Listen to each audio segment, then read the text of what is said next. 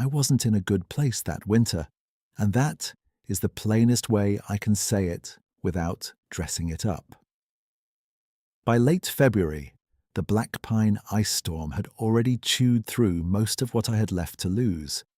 It took the west fence first, then a run of water lines that split under frozen pressure like old knuckles, and then the little cushion account I'd built from overtime doing transmission rebuilds and diesel diagnostics for 3 counties worth of ranchers. I'd come back to my folks' foothill place in my early 40s, thinking hard work could put shape back into my life. Instead, I found that work can keep a man moving, while still letting him go hollow in the middle. My name is Brett Thornton, and for most of my adult life, I trusted things I could tighten, align, or measure. I trusted fence wire pulled clean and square. I trusted feed schedules and carving logs, and torque specs in a shop manual with greasy corners. I trusted the way an engine sounded when it was right, and the way it knocked when it was heading for trouble. What I did not trust was torque. Not old stories, not valley lore, not anything a man couldn't point to in daylight and explain without shrugging. If something happened, there was a reason for it. If something broke, you fixed it or you paid somebody who could. That had been my religion, if you want to call it that. Then my wife died and reason stopped helping much. Her name was Lila. She got sick fast, then faster, and by the time we were speaking in hospital schedules instead of days of the week, I had already started doing what men like me do when we're scared and can't admit it. I became useful. I filled out forms, argued with insurance, made lists, cooked bad casseroles, and answered every question with practical words. I mistook function for love right up until the day I had to drive home alone with her coat still in the truck. A primary consideration, looking back, is that grief did not hit me like one storm and pass.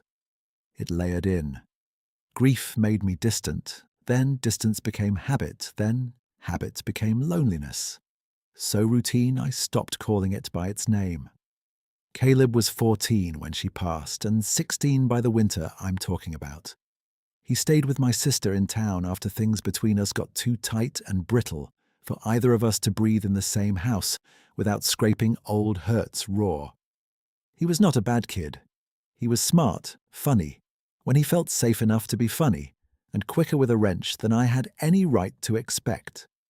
But every conversation between us started with weather or school, and ended with silence thick enough to lean against.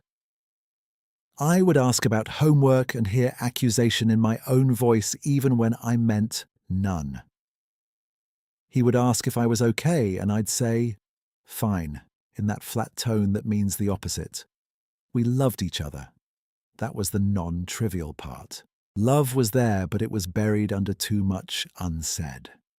The homestead itself sat where pine ridges dropped into hay meadows and then broke apart into rock and creek beds. My dad built the main barn in the 70s, square and stubborn, back when lumber came from a local mill and men expected buildings to outlast arguments. My mother kept the place from looking like a work site by planting lilacs along the porch and hanging wind chimes that drove my father crazy and made her laugh. After they were both gone, the property came to me not as a gift so much as an assignment. Keep it standing, keep the stock fed, keep paying taxes, keep moving. The resulting tension in that life was simple. Every chore had a clear end point, and none of them touched the fact that I had become a man who ate standing up and slept in layers of old clothes by a stove I was afraid to let die. On the worst nights that month, I slept in the kitchen chair with one boot on and one boot off, because if I got too comfortable, the fire would drop and the pipes would lock again. The chair had belonged to my mother, straight-backed oak, polished smooth where her hands used to rest. By 2 a.m, my neck would seize. By 3, the stove needed feeding. By 4, wind would start worrying the eaves like an animal with too much patience. I kept a flashlight on the table, extra wool socks on the rung below, and a yellow legal pad where I tracked costs in cramped block letters that got harder to read each day. Diesel, feed, patch clamps, insulation wrap, vet bill, fuel oil, wire, wire, wire. Numbers don't lie, but they do press down. The night the barn went over, wind came out of the northwest in long freight train pushes that rattled the glass and made the rafters answer back. I don't mean gusts. I mean sustained force with teeth in it, sleet riding sideways so hard it sounded like handfuls of gravel thrown against tin. Around midnight, I stepped onto the porch in my coat and headlamp and felt that cold cut straight through canvas, flannel, and skin as if each layer were just a suggestion. The sky was a low iron lid. Trees bent and held and bent again. Huck, my old red heeler, stood at my knee with his ears pinned, not panicked, just watching. He had the steady temperament I always wished I did. I rubbed the side of his neck and told him we'd get through this one more time, like talking to him could anchor the place. Somewhere after 1, I tried calling Caleb. The line crackled, then dropped. I texted instead, "Storm's rough up here. You warm and safe?" The 3 dots never appeared. I sat back down by the stove and figured teenagers slept through anything that wasn't a phone alarm. I reasoned, no answer meant no emergency. I told myself a lot of things that night, mostly to keep from hearing the house settle and complain in every seam. At 2:17 a.m., the message came through. "Yeah, at Aunt M's. You okay?" I stared at those 4 words for a long time. Then I typed, "I'm okay. Get some sleep." He replied with a thumbs up and nothing else, which in our fractured framework counted as contact. And strangely, mercy. By pre-dawn, the worst of the wind had moved east, but the cold deepened in its wake. That peculiar high-country freeze where wet turns hard in minutes, and every gate hinge becomes a gamble. I layered up, took the lantern, and headed out. Slush sat shin-deep in the low path between the house and lower pasture, crusted on top and rotten underneath, so each step cracked through with a sound like breaking ceramic. Huck ranged ahead and doubled back, checking me the way good dogs do when they know a human is carrying too much in his head. The cattle had drifted close to the lee side fencing and were standing nose to tail for shelter, steam rising off their backs in pale ribbons. I counted twice, all present. I checked the trough heater, chipped ice where I had to, cleared a drift against the gate with my boot. Small motions. Necessary motions. When I turned toward the hay barn, I already knew before I saw it. There is a way a structure disappears from your peripheral vision that tells you truth you don't want. The south side had caved inward where old truss braces met newer patchwork. Half the roofline had sagged and settled at an angle that made my teeth hurt just to look at it. Sheets of corrugated metal were folded into the mud. One sliding door hung crooked on one roller, rocking gently in the leftover wind. For a minute I just stood there with the lantern hissing faintly and felt my shoulders drop, as if someone had unhooked them from my spine. I didn't cuss. I didn't kick anything. I didn't do any of the movie things men are supposed to do when one more piece of their life gives way. I looked at the collapse and started inventorying in my head because that was the only language I had left for pain. Remaining bales, maybe a third salvageable if dry core held. Structural integrity, compromised, likely total rebuild. Cost, beyond current cash flow unless I sold equipment I still needed to run the place. Time, not enough before next freeze. I made the list automatically, like setting valve lash, and underneath the list was a quieter thought I did not say out loud. I don't know how many more hits I can absorb and still call this living. Huck came up beside me and leaned his hip against my leg. He was getting grey around the muzzle and moved slower than he used to, but he had this habit of pressing in when he sensed me drifting somewhere dark. I scratched his shoulder and let my glove rest there. Breath moved in and out of me like reluctant machinery. The whole valley had gone still after the storm's tantrum, and that stillness held an odd quality I couldn't classify yet. No ravens bickering over spilled grain, no mule deer skittering from fence line to trees. Even the usual clank from the loose chain on the north post was quiet, pinned by ice. Just the faint drip of melt from one surviving eave, and the sound of my own breathing in wool.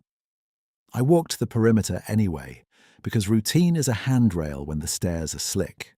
I checked for live wires, looked for shifting load points, tested the ground near the foundation with my boot heel. At the broken gate where the lot met the timberline, I stopped and looked up the dark rank of firs that mark the start of National Forest.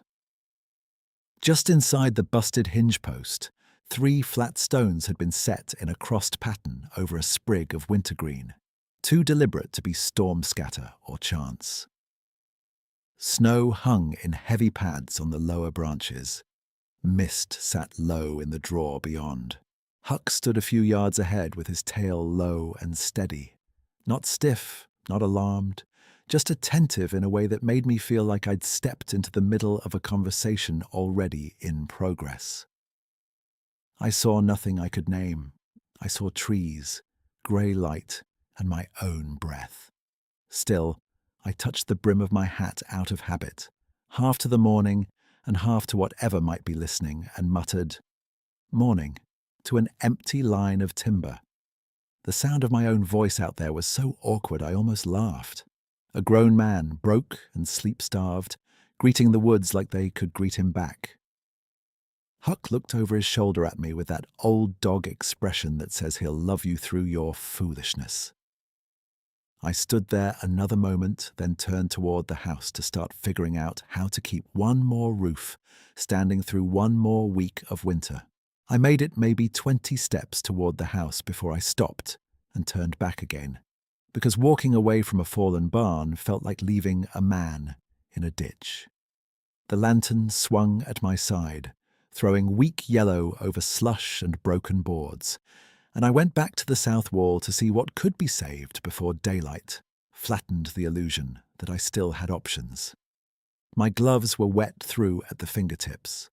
My knees ached from cold and old mileage.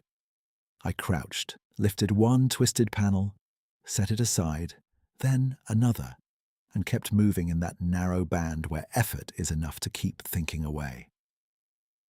The hay in the collapsed corner had wicked moisture, but not all the way through. I cut twine, peeled off soaked outer flakes, and stacked what was dry on a pallet I dragged clear with a come-along, and language my mother would have called uninspired. Huck circled, then lay down where he could watch both me and the timberline. Every so often he stood, ears forward, not tense, just attentive, then sat again. Usually during cleanup, he shadowed my boots like a foreman with trust issues. That morning, he kept choosing that same line of sight, like there was someone out there he recognized better than I did. I told myself he was listening for deer moving through crust. I told myself a lot of things in the space between one load and the next. Wind had dropped, and in that quiet I could hear details I normally missed. Sleet slipping off fir boughs in soft sheets, one hinge ticking on the loose gate, a distant creek pushing under shelf ice with a low, glassy murmur. What I couldn't hear was almost louder. No ravens in the lot, no coyotes trading commentary across ridges, not even the little sparrow fuss in the lilacs by the porch. The valley sounded like held breath. By the time full morning light came grey over the east fence, I had a rough salvage pile and a sharper picture of what I couldn't fake my way through. The support posts on that side had shifted at the base. The roof load was now leaning on tired lumber and luck. I set the lantern on a feed barrel, wiped my face with my sleeve, and stared at the structure long enough for my eyes to sting from cold. Grief is one weight, debt is another. A building your father raised with his own hands coming down while you stand there with a pry bar and no cash is a third kind altogether, one that makes a man feel small in his own name. I went to the porch, stomped my boots, and stepped into the kitchen where the stove had settled to coals. The place smelled like ash, wet wool, and old coffee. I fed 2 splits into the stove, listened for the drawer, then sat at the table with the legal pad and wrote a list I didn't want to write. Temporary bracing, nails, lag bolts, tarps, fuel run, vet check for stress on bred heifer. I added question marks after each one because question marks are cheaper than answers.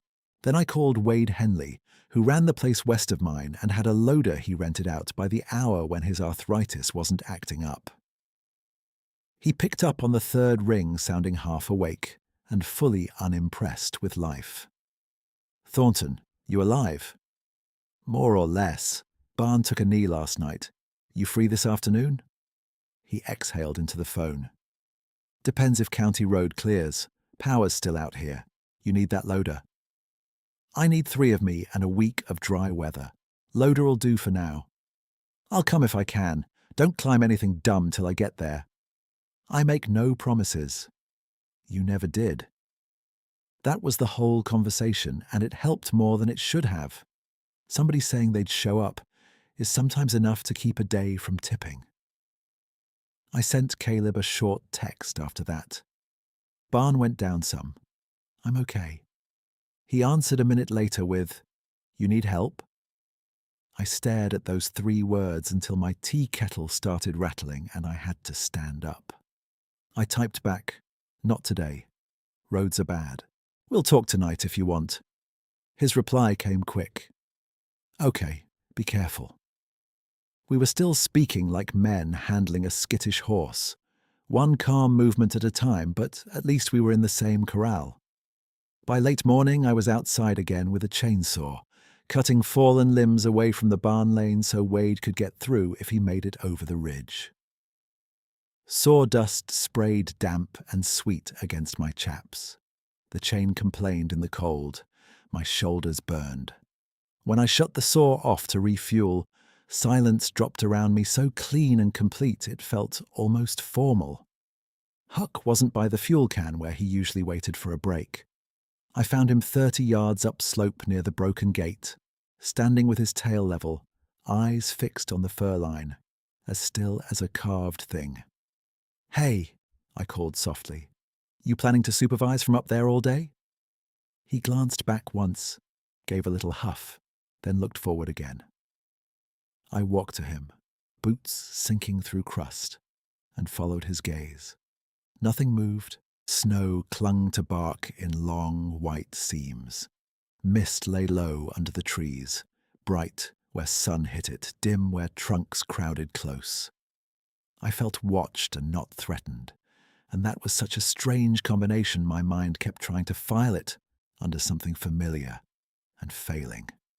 For one ridiculous second, I considered introducing myself properly to the woods, like there might be a neighbor I'd neglected for years and was finally expected to wave. I settled for touching my hat brim again and saying, "If you're out there, we're doing our best down here." Huck sneezed, which was exactly the kind of feedback I deserved. The first real sign came an hour later, and it was so practical, I nearly missed what it meant. I'd left 6 50-pound feed sacks by the north wall before the storm, covered with a torn tarp weighted by a brake drum. After sleet and wind, I expected clumped ruin. Instead, I found all 6 sacks moved under the narrow overhang by the machine shed, dry except for surface frost, lined in 2 neat rows with the labels facing out. I stood there with one hand on a sack seam and looked back at the tracks in the lot. Mine were there, Huck's were there. The rest was churned slush hardened by cold, no readable pattern left. The brake drum sat 10 feet away by the wall, set upright like a bucket. I tried to reason it out while my breath smoked in front of me. Maybe I'd moved them myself yesterday and forgotten. Maybe wind had rolled them, then somehow tucked them in under cover in matching rows because the weather had developed excellent organizational skills. Maybe Wade came by early, did me a favor, and left without knocking. I called him right then to check. "You over here already?" I asked when he answered. "Brett, I'm still staring at a drift taller than my hood." "Did you send anyone up my lane?" "Who would I send, my cat?" "No, why?" "Nothing. Feed sacks got moved." A pause. Then, "You need sleep." "Yeah. You also need to not make this weirder than winter already is." He hung up after promising again he'd try by supper. Outcome settled. No neighbor kid. No drive-by charity from men with extra time in February. 3 days after that storm front first hit, I had started checking the broken gate every time I crossed the lot.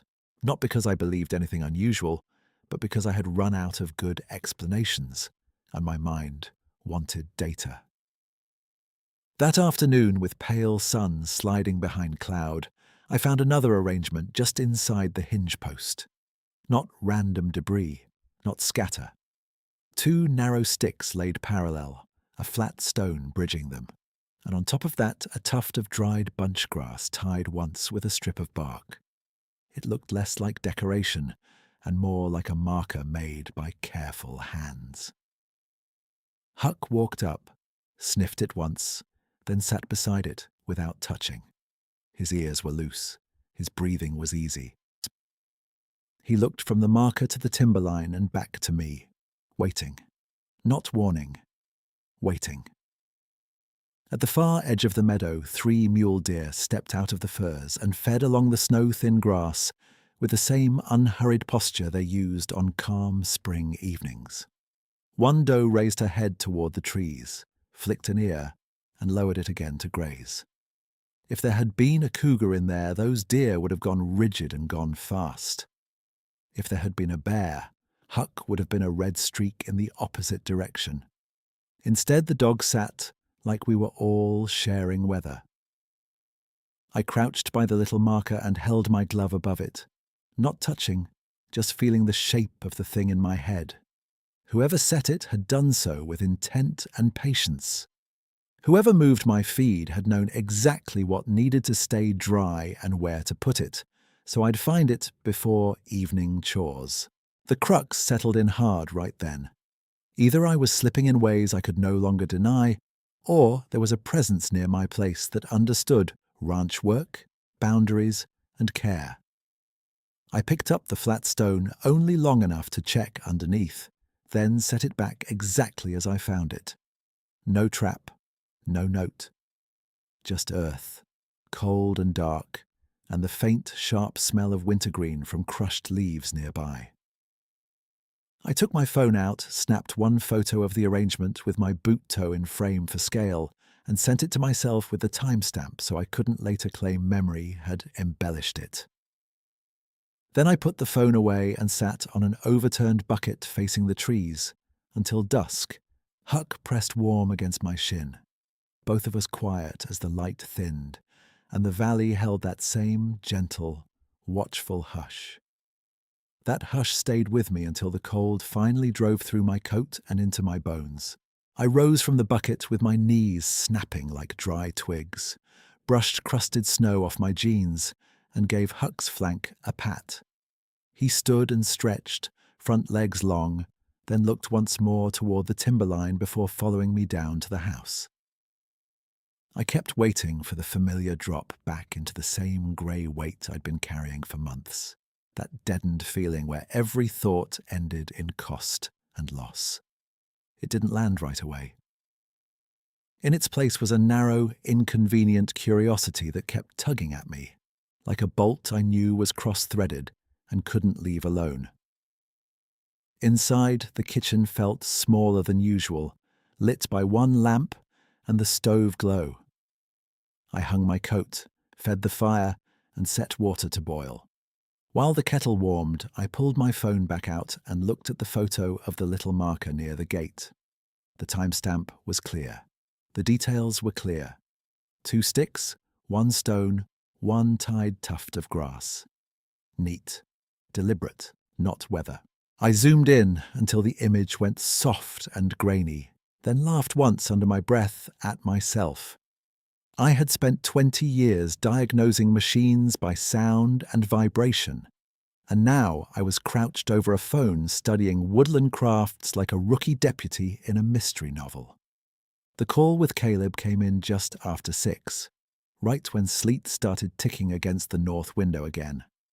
"Hey," he said, voice thin with speakerphone echo. "Hey, bud. You eat yet?" "Working on it. Soup from a can and pride." A short snort from him. "That bad?" "Could be worse. Barn still standing on 3.5 opinions." He was quiet for a second, then said, "Aunt Em said I can come up Saturday if roads are open. I can help clear stuff, if you want." I sat down at the table before answering, because my throat had tightened for no good reason. "We can use your back and your better attitude." "I don't know about better." "Fair point." He stayed on another minute, told me about a math test he thought he'd bombed and probably aced, then asked if Huck was eating. He did not ask how I was feeling, and I was grateful for that mercy too. Before we hung up, he said, "Don't do anything dumb on that roof." I told him I'd avoid all heroics. After the call ended, I sat with the phone in my hand, listening to sleet and stove crackle, and realized the curiosity I felt out by the gate had spread. For the first time in a long while, my mind was occupied by something besides regret and repair bills. Wade called 10 minutes later to say county plows had turned back at Miller Cut, and he wouldn't make it that night. "Road's a skating rink," he said. "I'm not putting 20 grand of loader in a ravine." "I wouldn't ask you to." "Soon as it softens, I'm there." "You braced?" "Not enough." "Then don't push your luck in the dark." "I heard you the first time." "Good. Get sleep." That thread closed for the night, practical and plain. No rescue convoy coming. Just me, a dog, and whatever was or wasn't leaving signs by my gate. I ate at the sink, then went to the mudroom and found my old field notebook, the one I used to keep carving records before everything went digital and then got ignored anyway. On the first blank page, I wrote, "North Gate markers. Unusual placements, dates/times." I felt foolish, and also steadier for doing it. Data is a kind of handhold. Beneath that, I wrote what I had. Crossed stones with wintergreen, discovered pre-dawn, stick and stone marker with tide grass, discovered afternoon. Feed sacks moved under machine shed overhang, 6, dry. I underlined dry twice. Then I added one line I didn't know what to do with. Huck calm every time. That night, I slept in the chair again, but not much. Near midnight, Huck lifted his head from the rug and gave one low woof toward the back door. Not alarmed, just announcing. I stood, pulled on boots, and stepped onto the porch with a flashlight. Snowmelt dripped from the eaves. The yard lay silver under cloud-filtered moonlight. By the wood rack, where I had left 2 crooked rows of damp rounds and bark trash, there was now a stacked column of split pieces under the overhang. Bark side up, driest to wettest in order like someone who actually burned wood for heat had handled them. I walked over and put my hand on the top split. Cold. Real. Not a trick of shadows. I checked the ground with the flashlight. Melt-freeze crust had blurred most tracks into shallow dents and scalloped edges. Nothing readable. I stood there in my long johns and coat, beam wavering over that stack, and ran through every rational option again. Wade was blocked by road. Caleb was in town. No neighbor I knew would come do midnight chores unasked and leave, without even banging on the door for coffee or credit. Could I have done it myself yesterday and forgotten? Not in that order, not that clean, not with my left shoulder barking every time I swung an axe. I wanted a tidy explanation more than I wanted sleep, but the evidence kept refusing to fit one. By dawn the next morning, the cloud deck had lifted enough to show hard blue between ridges, and the temperature dropped sharp enough to ring when I breathed.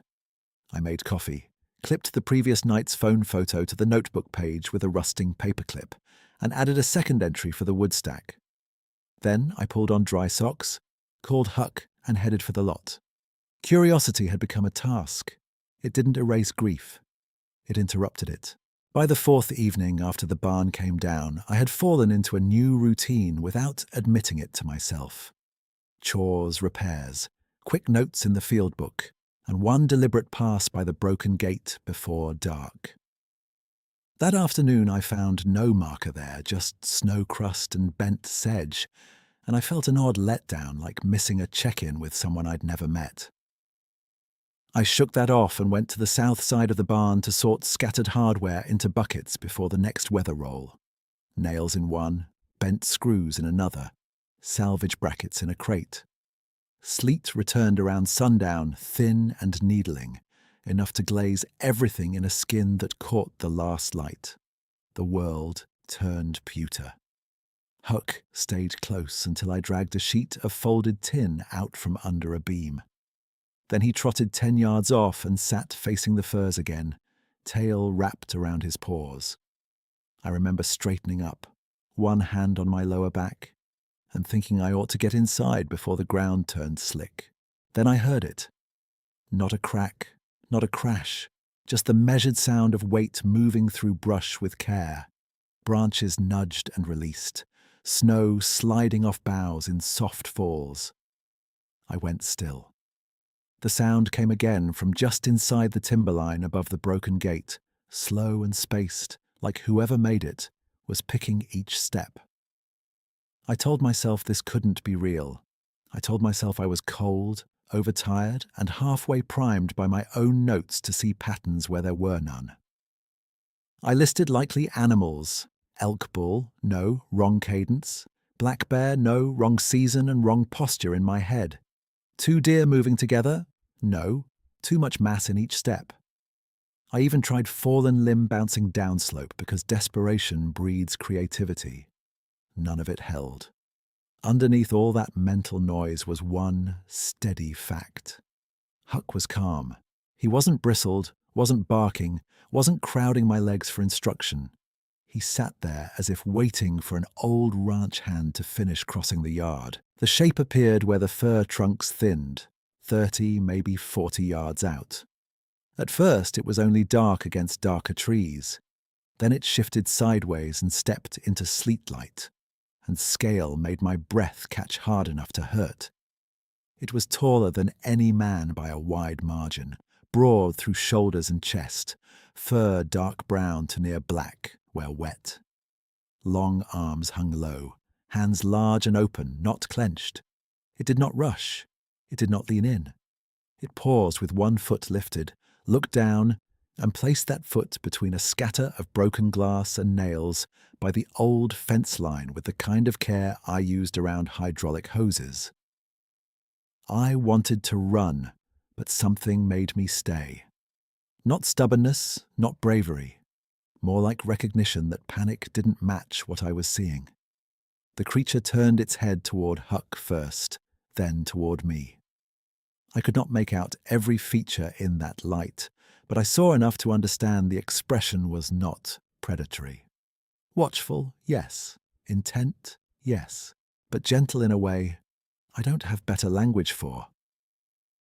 Huck stood, trotted forward 10 feet, then sat again, squarely between us and just off to one side, like a mediator at a bad family meeting.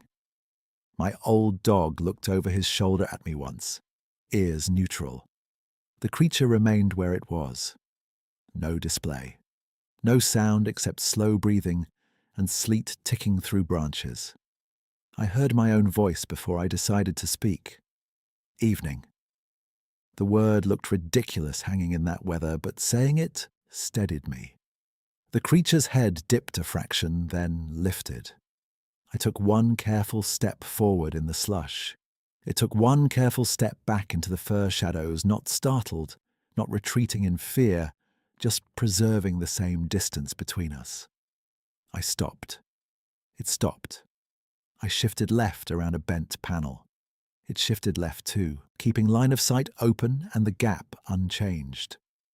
The pattern registered with a clarity that cut through every leftover doubt. It was managing space for me. I knew somehow that I wasn't in danger. That knowledge arrived whole, not argued into place. My heart was still hammering, my palms damp inside my gloves, but fear had already begun loosening into awe. I had spent months feeling unseen by everyone I loved and everyone I could name. Standing there in sleet and ruined lumber, I had the unnerving, humbling sense of being regarded completely by something that had no use for me, except to let me know it meant no harm. The creature lowered its gaze toward the debris field by the collapsed wall. With one hand it reached down, lifted a jagged strip of tin that would have sliced hide or paw, and set it aside beyond the path where calves sometimes cut through. Then it nudged two loose boards flat with the edge of its foot, clearing a narrow lane between broken posts. Every motion was deliberate, economical, almost workmanlike. When it finished, it looked back toward me once more. "Thank you," I said, barely louder than sleet. It held still for a long breath, then turned. 3 quiet steps, and it was mostly shadow again. Shape breaking between trunks until there was only movement in branches and then no movement at all. No roar, no snapping timber, no drama. Just absence settling where presence had been. I stood in that same spot until cold soaked my jeans through. Huck returned to my side and leaned against my leg the way he had by the fallen barn that first morning, solid and warm and utterly unsurprised.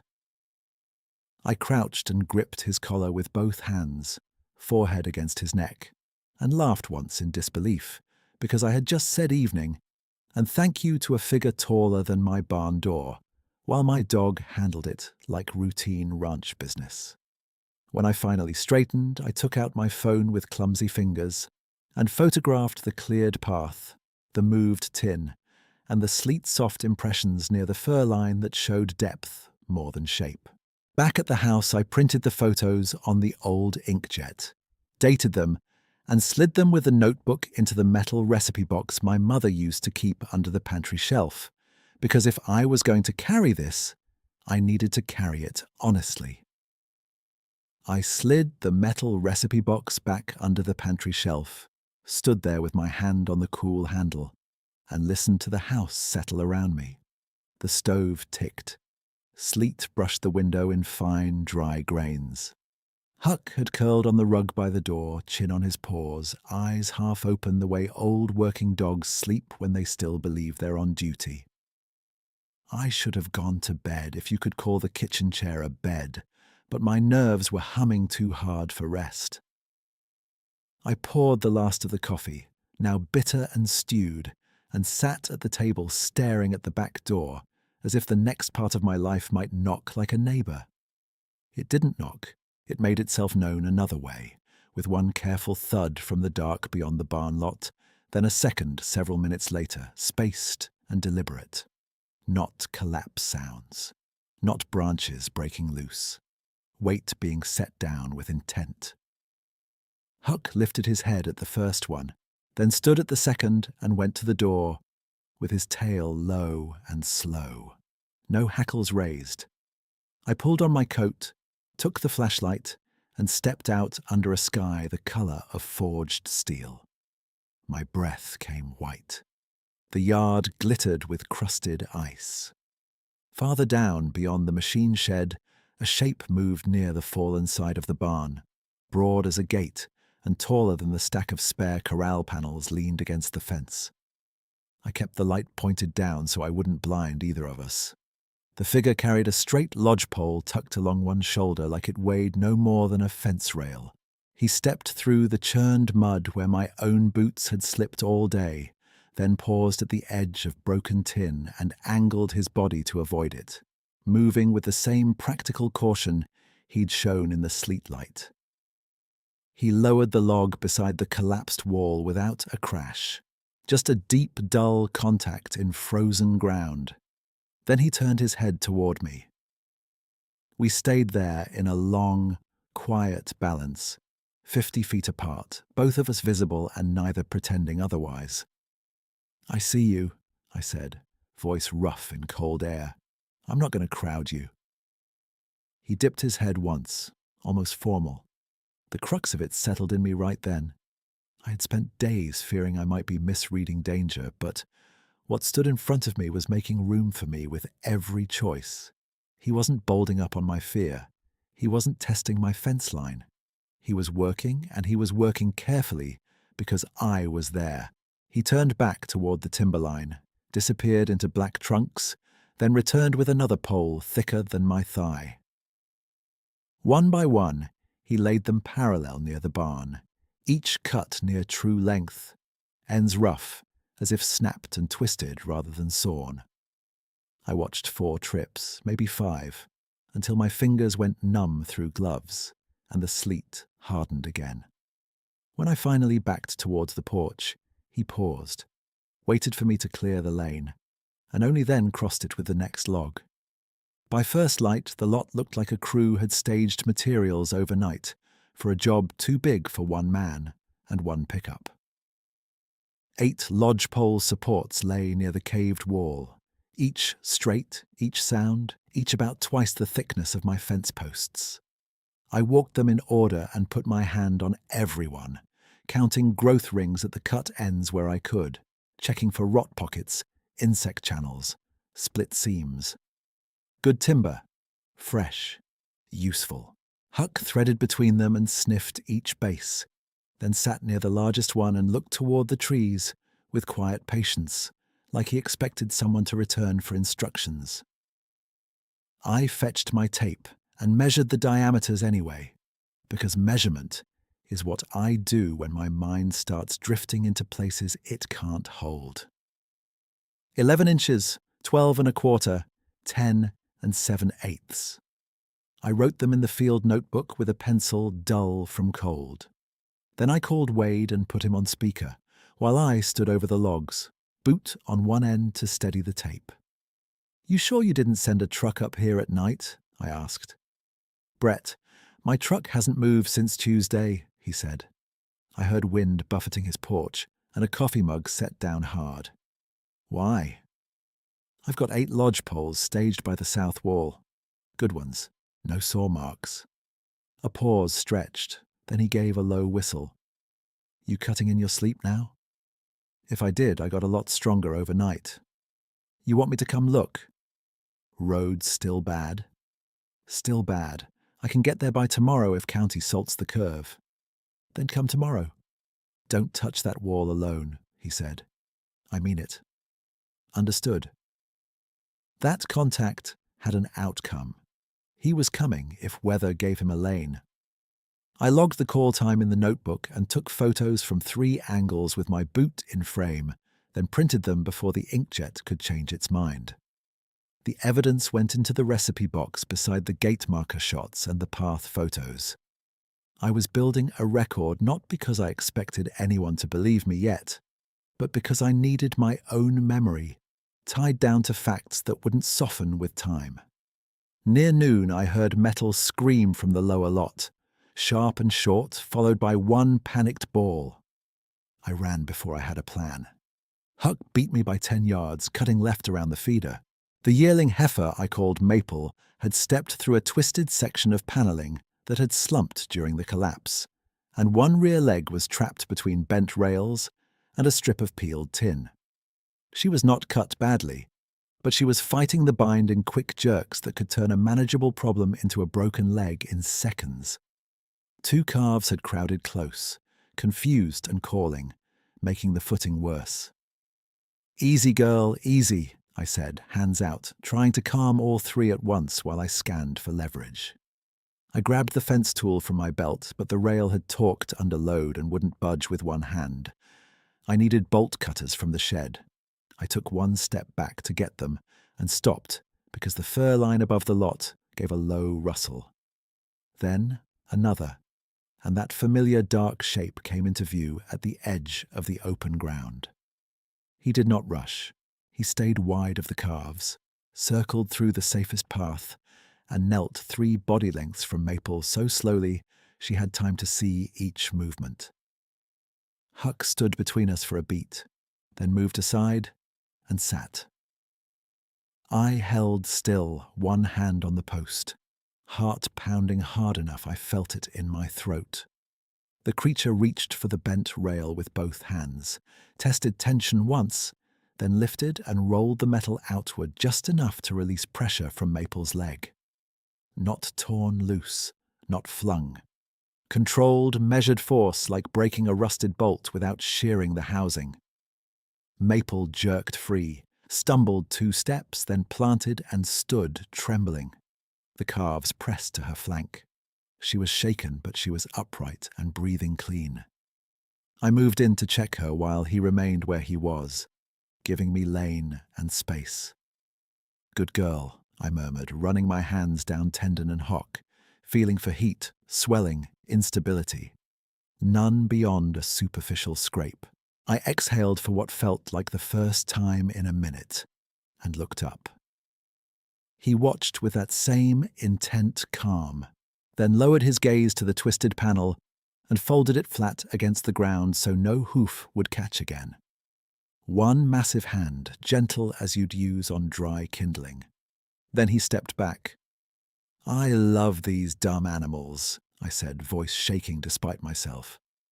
"Thank you for that." He held my eyes for one long breath. Amber brown, steady, no challenge in them. Then he turned toward the staged lodge poles, lifted one under his arm, and carried it to the collapsed wall. I followed at distance, Maple and the calves drifting behind me, Huck trotting at my heel. He set the pole near the sagging beam, shifted its angle twice, then left it there in rough alignment with the load line, not yet braced, just prepared. He looked to me as if asking whether that placement served the structure. I nodded before I thought better of it. "Yeah," I said softly. "There. That's right." He fetched a second pole and laid it beside the first, this one longer for a lower butt set. Again he checked my position and kept the same respectful gap between us, never crossing into my arm's reach, never forcing contact. Wonder replaced the last of my denial in that hour. Evidence had already been stacking for days, but this was direct and unmistakable. He understood the problem, he understood the livestock, and he was choosing to help without taking anything in return. The world I'd used to keep tidy with skepticism got wider than my tools could measure. By late afternoon, the sky had gone white and flat, the kind of light that means another freeze is forming over the ridge. I walked the perimeter with notebook in pocket and marked what had changed. Maple freed, no significant injury, hazard panel flattened, 2 support logs set in preliminary angle. 6 remaining logs staged dry, side up near wall. I photographed the released panel, Maple standing weight-bearing on all 4, and the 2 placed supports with my tape measure visible. Then I stored the prints with the others, wrote dates and times in block letters, and clipped everything together with a binder clip that used to hold feed invoices. Collected, noted, secured. No embellishment. Just before dusk, my phone buzzed with Caleb's name. I answered from the porch while watching the tree line darken. "You sound winded," he said. "Been moving all day. Aunt Em says storm round 2 tonight. You got what you need?" "I've got wood, feed, and more help than I expected." He was quiet at that, then said, "Wade made it up?" "Not yet." Another pause. "You saying that weird because you're tired?" I watched Huck trot to the edge of the lot and sit facing the firs, patient as prayer. "I'm saying I'll tell you the whole thing when you're here in person. Nothing bad, just true." He let out a breath that crackled over the speaker. Okay, I can do Saturday if roads open. Do Saturday. Don't be stubborn tonight, Dad. I'll try not to make a hobby of it. He gave a small laugh, the first easy sound I'd heard from him in months. Feed Huck before he mutinies. Yes, sir. When the call ended, I pocketed the phone and stood listening to the first thin taps of new ice against the metal roof. Down by the barn, the two set logs waited at their angles like unfinished sentences. At the timberline, a tall, dark figure stood half-shadowed between fir trunks, still as the trees themselves, watching the lot and the livestock with a kind of patient attention. I had no framework for and no urge to deny any more. I touched the brim of my hat in the fading light, and after a moment he dipped his head and stepped back into the woods as the evening tightened and the storm gathered again. I stood on the porch until the last edge of him dissolved between the fir trunks. Then the cold finally bit through my sleeves and reminded me I still had animals to feed and a roofline that would not forgive delay. Huck waited at the steps for me, eyes bright in the dim, and we went down together with a 5-gallon bucket of cubes and 2 flakes of salvage hay balanced against my hip. Ice had started tapping the barn tin in a quick, dry rhythm, the sound of weather making up its mind. I moved through chores with mechanical precision, checking latches, filling troughs, running my hand down Maple's leg again to make sure swelling hadn't bloomed. She shifted, snorted, and leaned into the feed, steady enough to settle my pulse by a notch. Inside the house, I stripped wet gloves, fed the stove, and pulled the field notebook from the counter. My handwriting was rough from cold, but legible. 6:03 p.m., visual contact at timberline. Subject withdrew as precipitation increased. 2 supports still staged at south wall angle.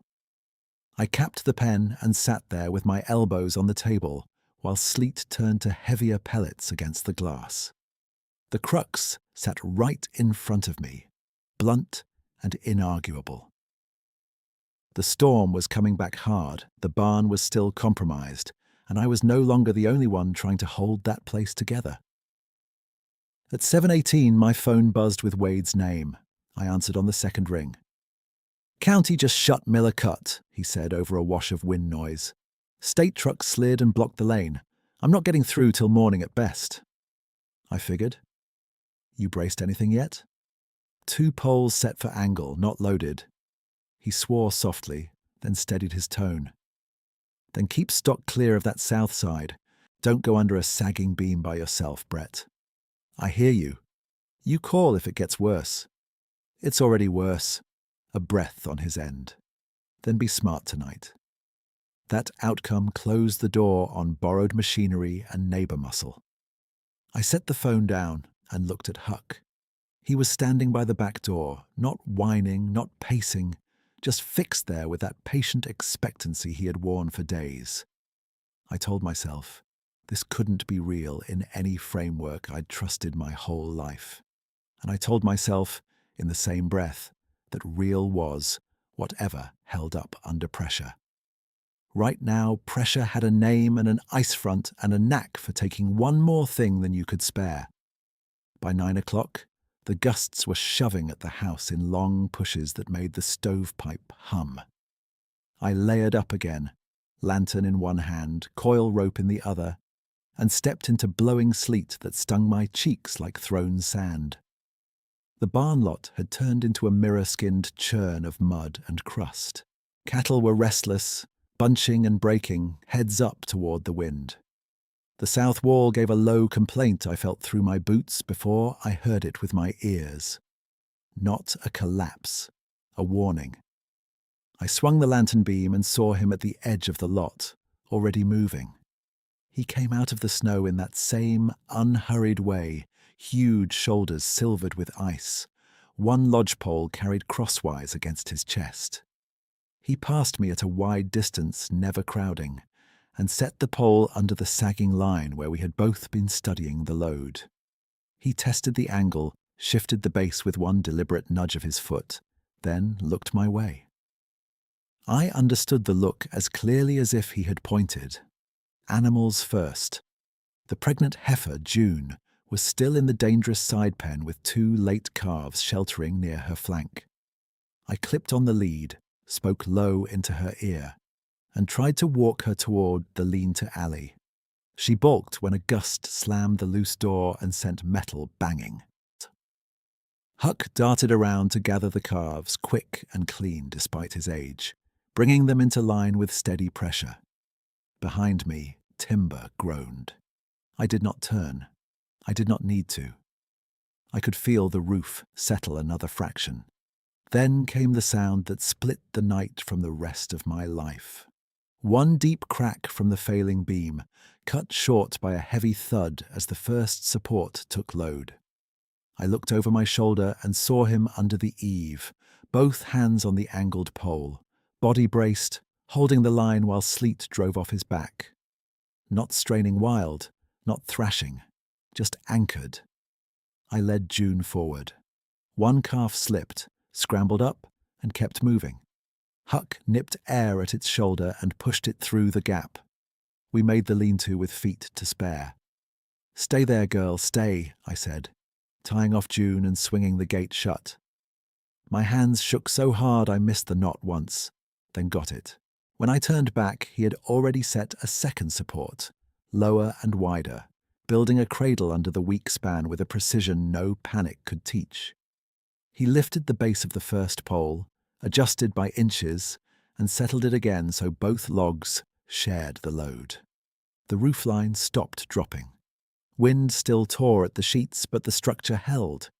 He moved to the third staged log, carried it into place, and wedged it against a crossmember that had started to split. Each motion was patient, exact, respectful of force and failure and what could happen if he got it wrong. Something in me gave way then. Not from fear, not from relief alone, but from the weight of months I had packed tight and called endurance. I stood in sleet with my lantern hanging useless at my side and felt grief come up clean and hot, the way spring water comes out of rock when a seam opens. I thought of Lila's coat still folded behind my truck seat. I thought of Caleb asking if I needed help, and me saying not today because I didn't know how to let him carry any of it.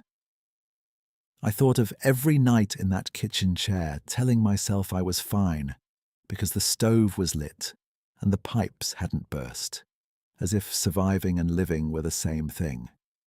They weren't. They hadn't been for a long time. I cried right there in the lot, no attempt to hide it, tears mixing with ice on my face while wind shoved at my shoulders. "Thank you," I said, and then louder because the storm tried to eat the words. "Thank you for all of it." My voice broke on the last word. I didn't care. He paused with one hand on the third log, lifted his gaze to mine, and held it. Amber-brown eyes in lantern light, calm and steady. No triumph in them, no demand. Just acknowledgement.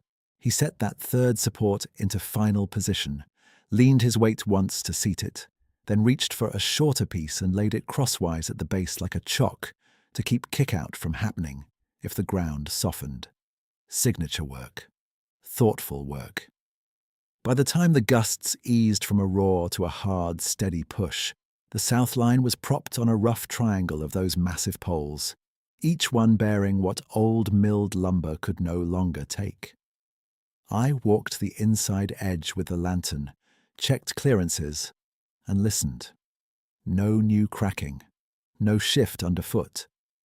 June and the calves were breathing easier in the lean-to, steam rising off their backs. Huck sat at the opening, water beading on his coat, watching the lot with his ears loose and his chest heaving from effort. I came back out and stood several yards from him, giving the same space he had given me every time. "They're safe," I said. "You did that." He lowered his head once, almost like he accepted the report, then turned toward the timberline. He did not wait for praise. He did not linger to be seen. He stepped past the broken gate where the posts leaned and paused just long enough to place something at the threshold with two careful fingers. A flat stone over two smaller ones, crossed and centered, firm against the mud. Then he straightened, looked back once over his shoulder, and moved into the snowfall. He withdrew the way he had always moved around me, with courtesy and quiet certainty, letting distance grow by degrees instead of vanishing in spectacle. One step, then another, broad shape thinning between black trunks and white gusts until he was part of the weather, and then beyond it. The storm kept talking.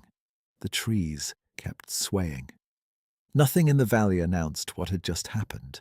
I stayed by the gate a long minute with Huck pressed against my knee, lantern light wobbling over deep tracks, sunk clean through crust into dark soil beneath. The crossed stone marker sat where he had set it, unmoved by wind.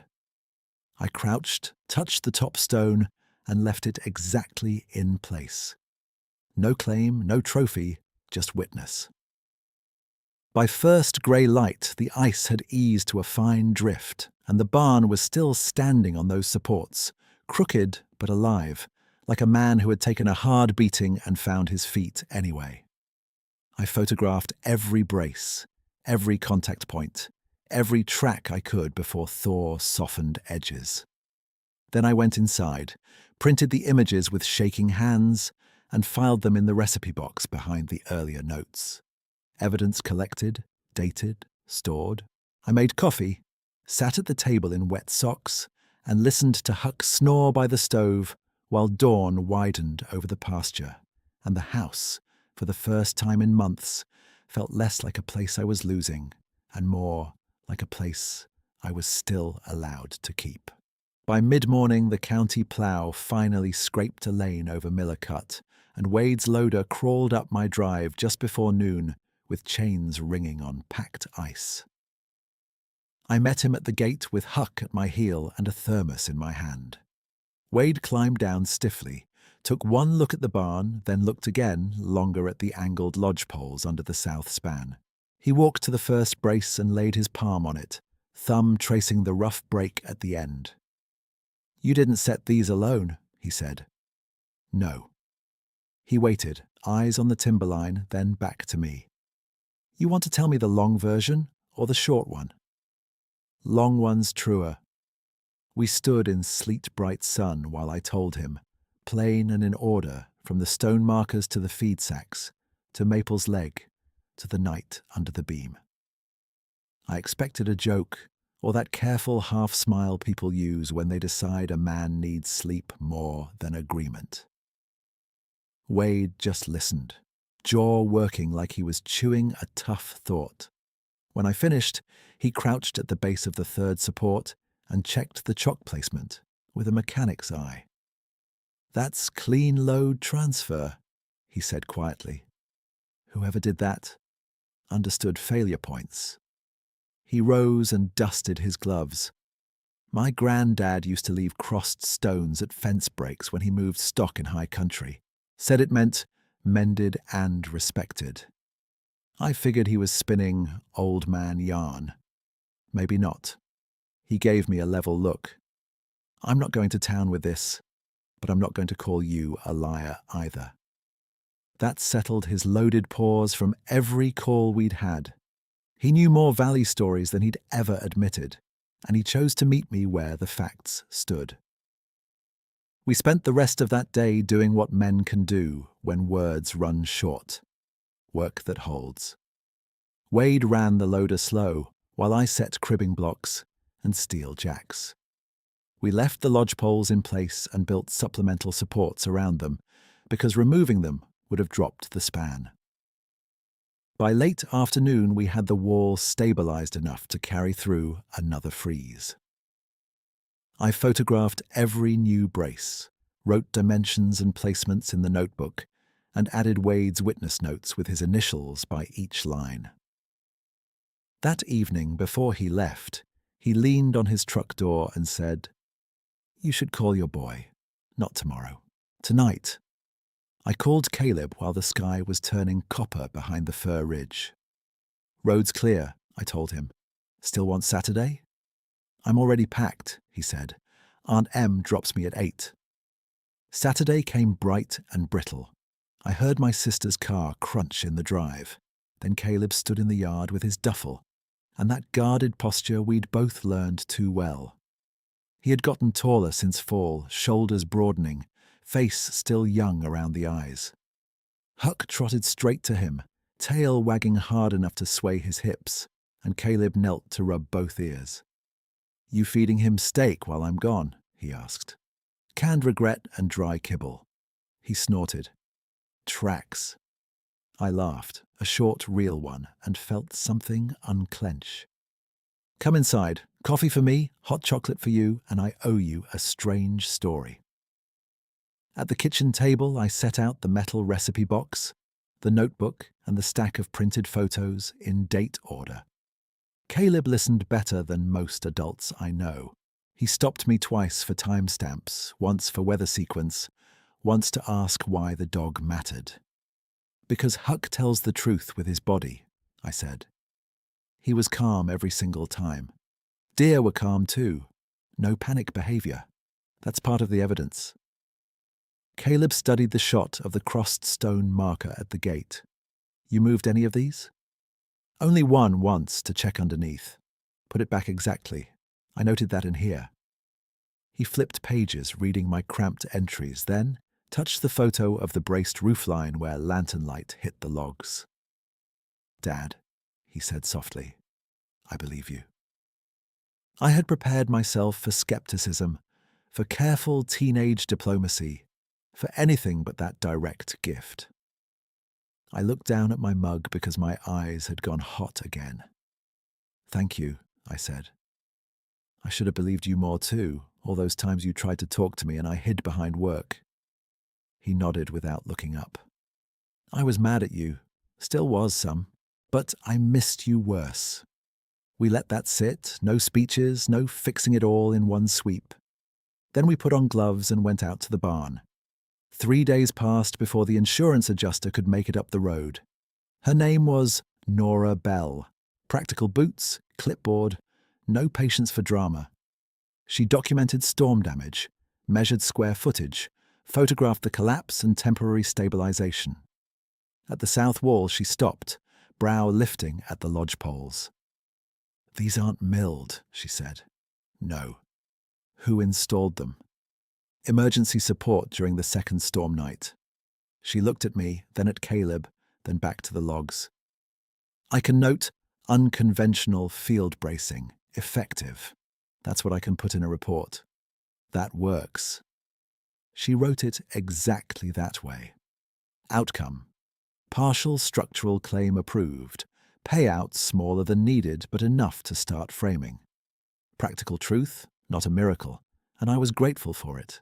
By the second week of March, Caleb and I were working side by side every weekend and some weekdays after school when roads held. We pulled twisted tin, sorted salvage, set new posts, and built the replacement wall around the original lodgepole supports instead of removing them.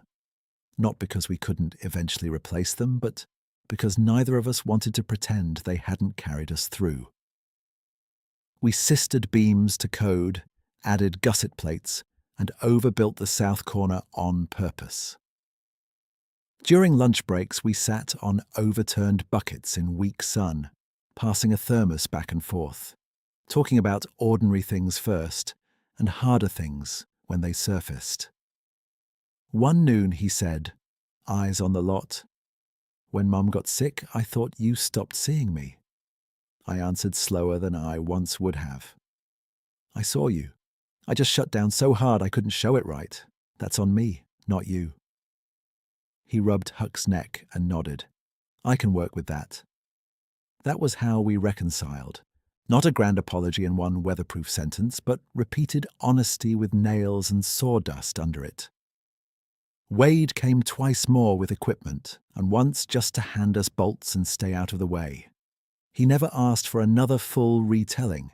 He did, one evening, stand at the gate marker and tip his cap toward the trees, before climbing back in his truck. He never explained that gesture, and he never had to. In town, disbelief arrived polite and predictable. At the feed store, Lorna behind the counter studied the photo Caleb showed her and said, "Those are mighty big logs for one insomniac mechanic." Two men by the seed rack chuckled. I shrugged and paid for mineral blocks. No bitterness. They had their frameworks. I had mine, and mine had weight, measurements, and a roof still standing. The sheriff's deputy who dropped by to check storm claims glanced through my notebook, copied dates for his file, and called the tracks "Unidentified large prints, Thor degraded." Fair enough. Not every truth needs unanimous voting. When mud season softened into April, I handled the physical record the way I handle service records on an engine I care about. I scanned every photo and notebook page at the library copier in town, saved digital backups to 2 drives, and gave one sealed envelope to my sister with instructions to keep it dry and unopened unless Caleb asked.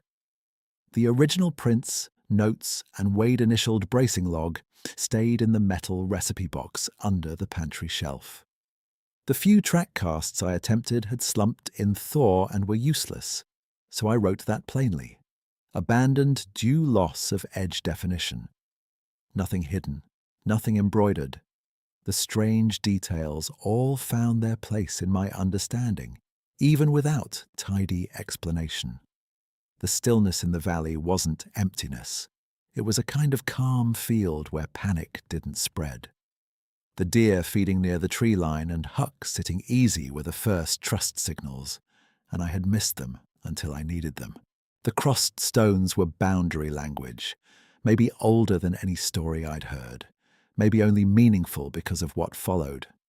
The careful stepping around nails and glass told me intent long before my fear could accept it.